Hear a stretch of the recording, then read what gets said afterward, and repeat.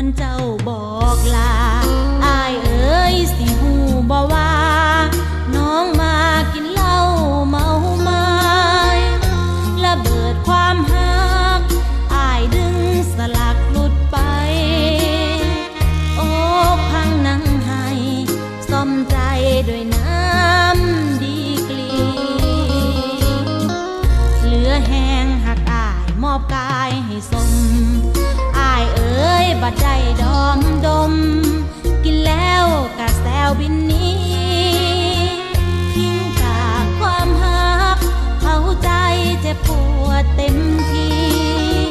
เสียดายความดีที่มีให้อายคนเดียวรู้ตนเจ้าของรู้ตนเจ้าของเมื่อน้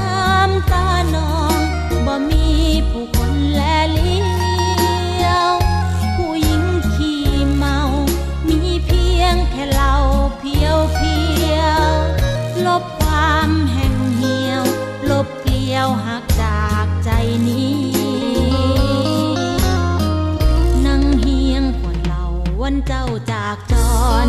ไม่ขอกล่าวคำอ้อนวอนอวยพรให้อายไปดีน้ำตานางเมาล้างคำว่าช้ำชีวี